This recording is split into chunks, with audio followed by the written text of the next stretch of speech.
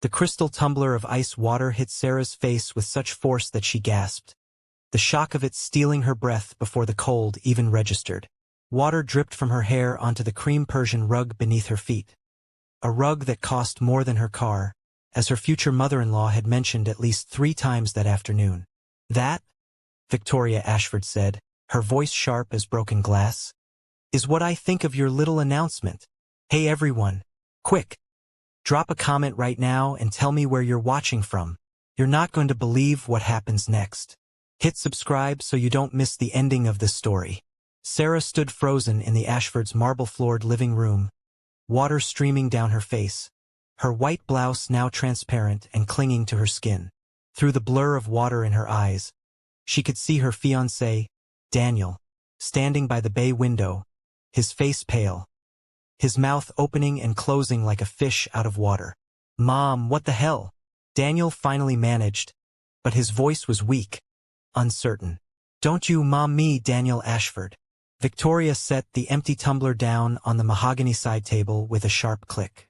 "Did you really think I'd stand by and let this waitress trap you into marriage with a convenient pregnancy?"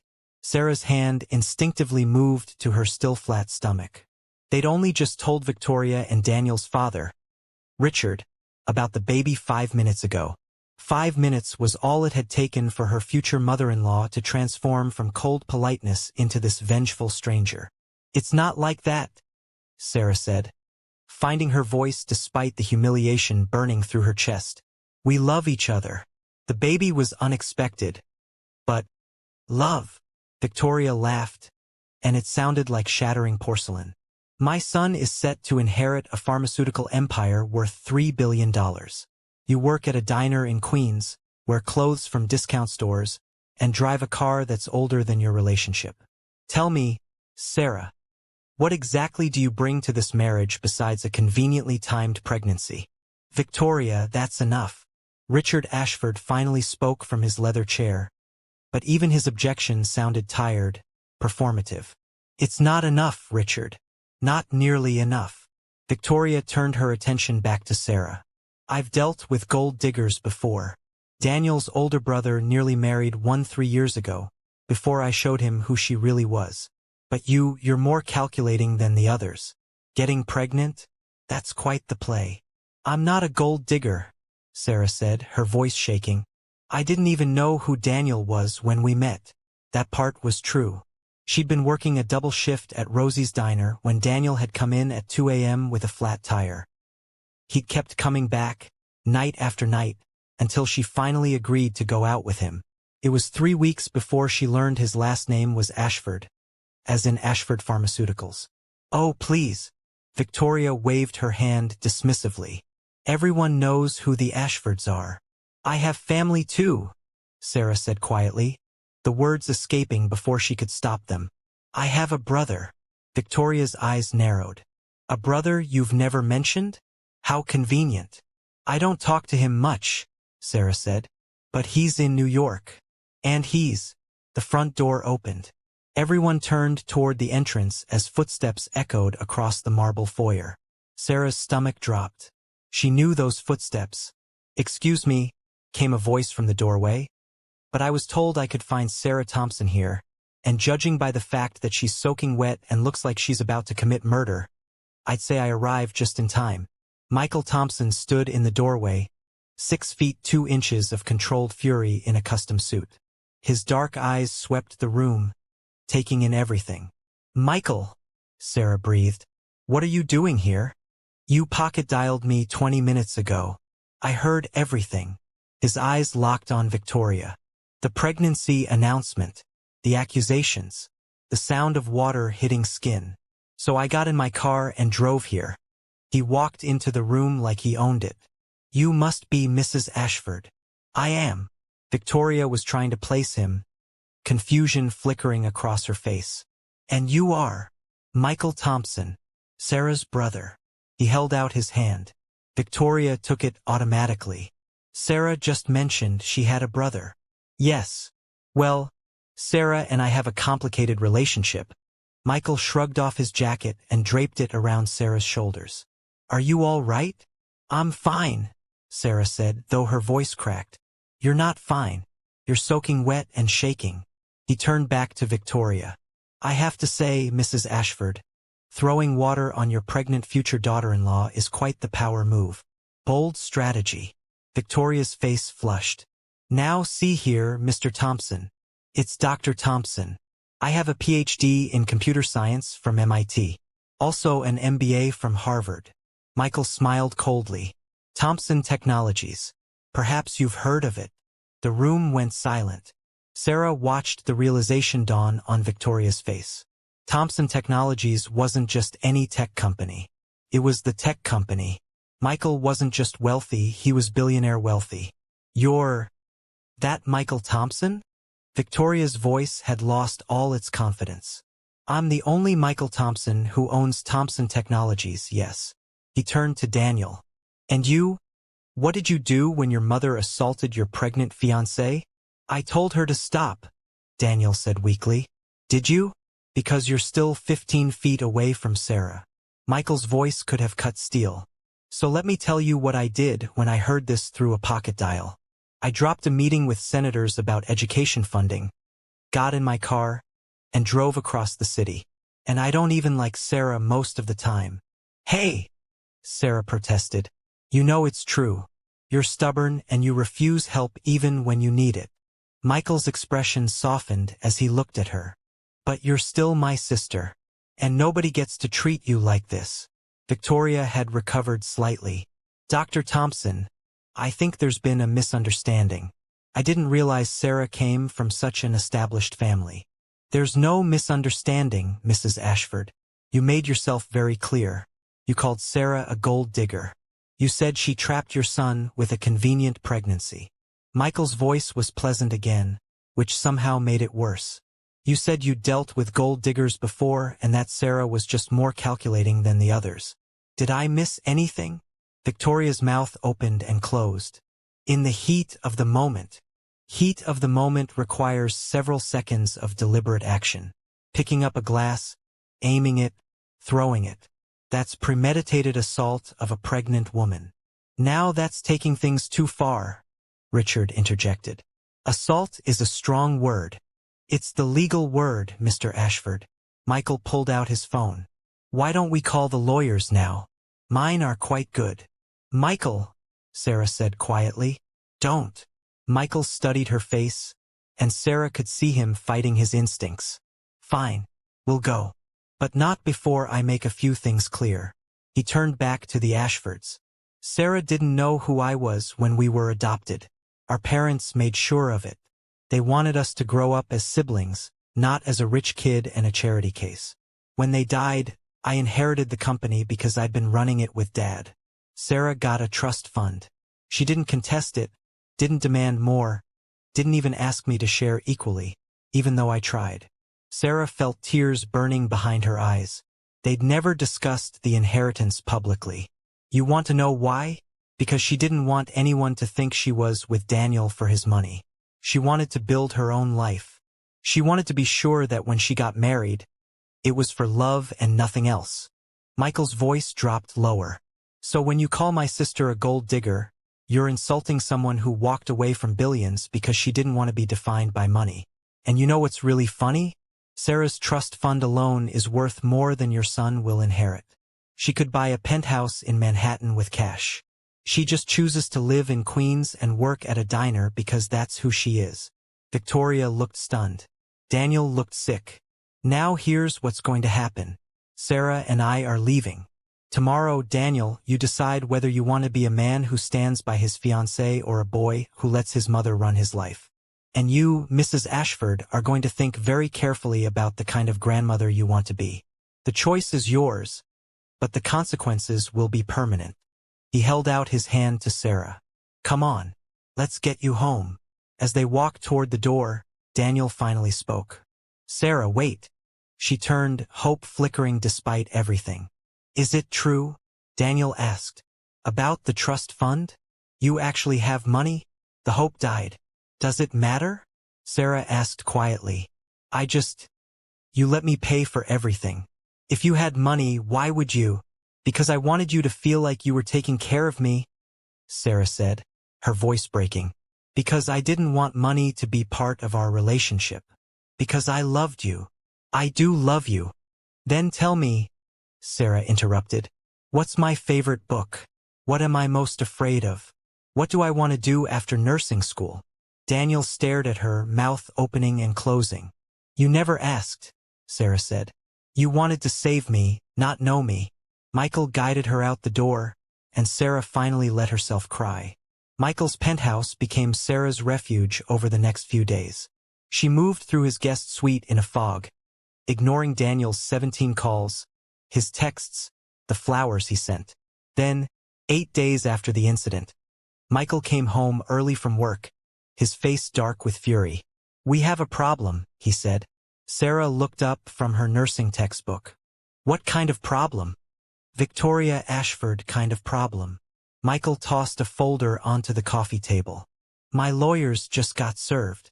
The Ashfords are filing for emergency custody of your baby. Sarah's blood went cold. What? They're claiming you're mentally unstable, that you lied about your background, that you have no stable home, that you're unfit to raise a child alone. Michael's jaw was tight. They want custody awarded to Daniel, with you having supervised visitation. They can't do that. The baby isn't even born yet. They're trying to establish a legal framework now so they can move immediately after birth. Michael sat down beside her. Sarah, they're claiming you're a con artist, that you deliberately hid your wealth to manipulate Daniel, that your erratic behavior and deception make you dangerous. Sarah felt the room spin. This can't be happening. It gets worse. Michael's expression was grim. They've hired investigators. They're digging into your past, your time in foster care, everything. They're looking for anything they can use against you. But I haven't done anything wrong. I know. But they're painting a picture. The orphan who learned to manipulate people, who changed her identity through adoption, who targeted their son. They're twisting everything. If you're still watching right now, you're exactly the kind of viewer I love. Subscribe so I can keep giving you stories that touch your heart. Hit that bell so you never miss what happens next. Sarah stood up, pacing. What do I do? We fight. Hard. Michael pulled out his phone. I've already got my legal team mobilizing. But Sarah, this is going to get ugly. They're going to drag everything into the light, your childhood, your relationship with me, your finances. Everything. Let them, Sarah said, anger finally replacing fear. I have nothing to hide. But she did have something to hide. And 3 days later, Victoria's lawyers found it. Sarah was at a prenatal appointment when Michael called, his voice tight. We need to talk. Now. 20 minutes later, she sat in his office while he showed her the document the Ashford's lawyers had filed. Her hands shook as she read it. They found the restraining order, she whispered, from your foster home, when you were 16. Michael's voice was carefully neutral. Sarah, you never told me about this. The restraining order was against her foster father, a man who had made her life hell until she'd finally gone to the police. It had been dismissed, the investigation had shown she was the victim, but the record still existed. They're using this to claim you have a history of making false accusations, Michael said. That you're manipulative, that you lie to get what you want. Sarah felt something break inside her. She'd spent 8 years trying to forget that foster home, that man, the way no one had believed her at first. And now it was being used as a weapon. I can't do this, she said, her voice barely audible. Michael, I can't. Maybe they're right. Maybe I am unstable. Maybe I'm not fit to be a mother. Sarah. No. Tears streamed down her face. Look at my life. I'm 24, pregnant, and alone. My fiancé didn't defend me. His mother threw water on me. And now they're trying to take my baby before she's even born. Maybe I should just walk away. Let Daniel have custody. Let his perfect family raise the baby without me messing everything up. Stop. Michael grabbed her shoulders. Stop it right now. You are not unstable. You are not unfit. You are a survivor, Sarah. You survived a childhood that would have broken most people. You survived losing our parents. You survived putting yourself through school while working 2 jobs. You are the strongest person I know. Then why does everything keep falling apart? Because the Ashfords are scared, Michael said. They're scared because they can't control you. They can't buy you or manipulate you. So they're trying to destroy you. But they don't know who they're dealing with. What do you mean? Michael's smile was dangerous. They think they can outspend us? Outmaneuver us? They're worth $3 billion. I'm worth $20 billion. And I am about to make Victoria Ashford regret the day she threw that glass of water. Over the next week, Michael went to war. He hired the best family law attorneys in the country. He had investigators dig into the Ashfords' business practices and found OSHA violations at their pharmaceutical plants. He leaked stories to the press about Victoria's treatment of previous girlfriends. He made it clear that if the Ashfords wanted to fight dirty, he could bury them. But Sarah barely noticed. She'd retreated into herself, hollow and numb. She went to doctor's appointments like a robot. She ate because Michael forced her to. She couldn't sleep, couldn't focus, couldn't imagine a future where she got to keep her baby. "You need to snap out of this," Michael said one night, finding her staring out the window at 2 a.m. "Sarah, I'm handling the legal stuff, but I need you to fight too." "I don't know how anymore," Sarah admitted. "Every time I think I'm strong enough, something else happens. Daniel's mother hates me. His father thinks I'm a liar. And Daniel." She laughed bitterly. "Daniel asked about my bank account before he asked if I was okay. That's who I chose to have a baby with. You chose wrong. It happens." Michael sat beside her. "But you're not alone in this. You have me. You have lawyers who are making the Ashfords' lives miserable. And you have yourself, the Sarah who walked away from my money because she wanted to make her own way. Where did she go?" "I don't know," Sarah whispered. "I think she drowned in that living room." Michael was quiet for a long moment. "Mom used to say that water doesn't drown you. Giving up does." Sarah turned to look at him, surprised. They rarely talked about their adoptive mother. "When she was teaching you to swim, remember? You were so scared of the water. And she said, 'Sarah, the water can't hurt you unless you stop fighting it.'" Michael's eyes were intense. "This is your moment to swim or drown. What's it going to be?" Sarah thought about her daughter growing inside her, about the life she wanted to give her, about the woman she wanted her daughter to see when she looked at her mother. "Swim," she said finally. "I'm going to swim." "Good." Michael stood up. "Because tomorrow we're going to court. And you're going to show Victoria Ashford exactly who she's dealing with." The custody hearing was held in a private chamber, but it might as well have been the Coliseum. Victoria and Richard sat on one side with their team of lawyers. Sarah sat on the other with Michael and her attorney, Diana Chen. Daniel sat in the middle looking miserable. The Ashfords' lawyer, a sharp-eyed woman named Patricia, laid out their case with brutal efficiency. Sarah was unstable. She'd lied about her background. She had a history of false accusations. She was financially deceptive. She was unfit to raise a child. Furthermore, Patricia said, Miss Thompson has shown a pattern of manipulative behavior. She deliberately concealed her wealth to make Mr. Ashford feel needed. She kept her brother's identity secret for months. She filed a restraining order against a foster parent, an order that was later dropped, suggesting it was fabricated. That order was dropped because the foster father left the state. Diana interjected sharply.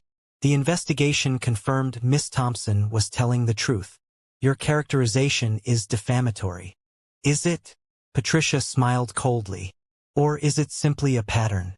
Miss Thompson is an accomplished actress, playing whatever role gets her what she wants. Sarah felt Michael tense beside her, but she put a hand on his arm. This was her fight. Your Honor, Sarah said, standing up. May I speak? The judge, a woman in her 50s with kind but shrewd eyes, nodded. Go ahead, Miss Thompson. Everything they're saying is technically true, Sarah began. I didn't tell Daniel about my money. I didn't tell him about my brother. I did file a restraining order that was later dropped. But the context matters. She turned to face Victoria directly. I didn't tell Daniel about my wealth because I've spent my entire adult life watching people change when they find out about my brother. I wanted someone to love me for me, not for who I'm connected to or what I'm worth. That's not manipulation. That's self-protection. And the restraining order? Patricia asked. What's the context there? I was 16 years old in a foster home with a man who came into my room at night, Sarah said, her voice steady despite the tears in her eyes. I reported him. The police investigated. He left the state before they could charge him. The order was dropped because there was no one to serve it to, not because I lied. The room was silent. I'm not perfect, Sarah continued. I made mistakes with Daniel. I should have been more honest. But I am not unstable and I am not unfit. I am a woman who survived a difficult childhood, who put herself through school, who works hard and wants to give her daughter the best life possible. And yes, my brother is a billionaire, but I've been supporting myself since I was 18 because I wanted to prove I could. She looked at Daniel. I loved you. I really did. And I'm sorry I wasn't more honest about my background. But you need to ask yourself, would you have loved me if I told you the truth on our first date? Or would you have seen me differently, treated me differently? Because the moment you found out, the first thing you asked about was my bank account. Not if I was okay. Not why I kept it secret. My money. Daniel's face flushed, but he didn't deny it. Sarah turned back to the judge. I'm not asking for anything except the right to raise my own child. I have a stable home, a stable income, and a support system. The Ashfords are trying to take my baby because Mrs. Ashford doesn't like me. Because she threw water on me and I had the audacity not to disappear. This isn't about my fitness as a mother. It's about control. Your Honor, Patricia stood up. Miss Thompson is being dramatic. My clients simply want what's best for their grandchild. What's best? Sarah's voice rose. What's best is for my daughter to have a mother who loves her, who will protect her, who will teach her that she doesn't have to make herself small to be loved. What's best is not growing up in a family where grandma throws water on people who don't meet her standards. Miss Thompson, the judge said calmly, I understand you're emotional, but I'm not emotional. I'm angry. Sarah's hands were shaking, but her voice was strong. I'm angry that I have to defend my right to be a mother when I haven't done anything wrong except fall in love with the wrong man. I'm angry that money and power can be used to terrorize a pregnant woman. And I'm angry that Daniel is sitting there saying nothing while his parents try to take his child from me. Everyone turned to look at Daniel. Well, the judge said, Mr. Ashford, this is your child too. What do you want? Daniel stood up slowly, his face pale. For a long moment he said nothing. Then he turned to his parents. I want you to drop this, he said quietly. Daniel, Victoria started. No, Mom. Enough. Daniel's voice was stronger now. Sarah's right. About all of it. I did ask about her money before I asked if she was okay. I didn't defend her when you threw that water. I've been letting you control my life for 28 years. And I'm done. He turned to Sarah. I don't know if you can ever forgive me. I don't even know if I deserve to be this baby's father. But I know you'll be an amazing mother. And I know my parents are wrong. So I'm asking them to drop this custody case. And if they won't, I'll testify against them. Victoria looked like she'd been slapped. Daniel, you don't know what you're saying. I know exactly what I'm saying. Daniel's hands were shaking, but he didn't back down. You've been making decisions for me my whole life. Who I should date, where I should work, how I should live. And I let you because it was easier than fighting. But I can't do that anymore. Not when it means hurting Sarah. Not when it means losing my child. He looked at the judge. Your Honor, I'm withdrawing my support for this custody petition. I want to work out a co-parenting arrangement with Sarah, but I don't want emergency custody. My parents can either accept that or lose their relationship with me and their grandchild. The courtroom erupted. Patricia was furiously whispering to Victoria. Richard looked stunned. Michael was grinning like a wolf. The judge banged her gavel. Order. Mr. Ashford, are you certain about this? I've never been more certain about anything, Daniel said. The judge looked at the Ashford's lawyer. Well, Ms. Patricia, without Mr. Ashford's support, your case has no standing. You can't pursue custody without the father's involvement. Patricia's mouth was a thin line. "We need a moment to consult with our clients." "You have 5 minutes." Sarah sank back into her chair, her legs suddenly weak. Michael squeezed her shoulder. "You did it," he whispered. "You actually did it." "I didn't do anything. Daniel did." "No. You showed him who you really are. You showed everyone." Michael's smile was fierce and proud. "That's my sister." When the 5 minutes were up, Patricia stood. Her voice was clipped and professional. "The Ashfords are withdrawing their petition." Sarah felt like she could breathe for the first time in weeks. The judge nodded. "Very well. This case is dismissed. Miss Thompson retains full custody, and I expect the parties to work out a reasonable co-parenting arrangement through mediation. And Mr. and Mrs. Ashford," the judge's voice hardened, "I don't ever want to see a case like this in my courtroom again. Using the legal system to terrorize a pregnant woman is not acceptable. Consider yourselves warned." As they filed out of the courtroom, Victoria grabbed Sarah's arm.